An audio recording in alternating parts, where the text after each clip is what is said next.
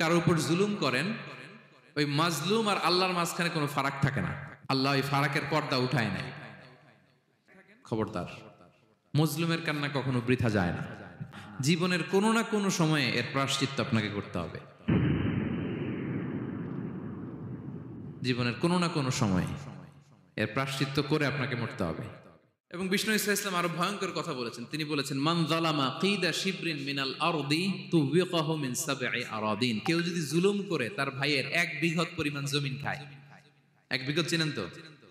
এই যে আমার এই আঙ্গুল থেকে এই আঙ্গুলটা, এটা টান টান করলে যতটুকু জায়গা, এটার বলে 1 বিঘত। শিবের আরবিতে বলে শিবের।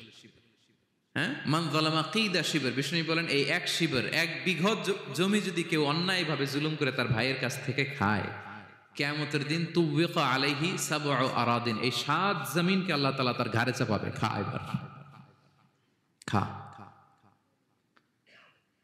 অন্যের জমি খাওয়ার এত শখ ছিল, এবার 7 জমিন ঘাড়ে কর। কিয়ামতের ময়দানে আপনার দেহটারে বিশাল আকৃতির করা হবে, এই 7 জমিনকে আপনার কাঁধে তুলে দেওয়া হবে। এজন্য আমরা অন্যের রাইটস, অধিকার যেন নষ্ট না করি, কারো উপর যেন জুলুম না করি, কোনোভাবেই না। আমরা নানাভাবে এই জুলুমটা করি। আমরা প্রায় দাদার সম্পত্তি থেকে ফুফুদেরকে বঞ্চিত করি, বাবার সম্পদ থেকে বোনদেরকে বঞ্চিত করি। হ্যাঁ, নিজের ভাই আরেক ভাইকে, আপন ভাই ভাইকে বঞ্চিত করে, জুলুম করে। এরকম দৃশ্যপট আমাদের সমাজে আছে না নাই বলেন তো? কিয়ামতের দিন আল্লাহর সুপ্রিম কোর্টের কাঠগড়ায় হিসেব দিতে হবে। আর এই জালিমদেরকে আল্লাহ তাআলা পছন্দ করেন না।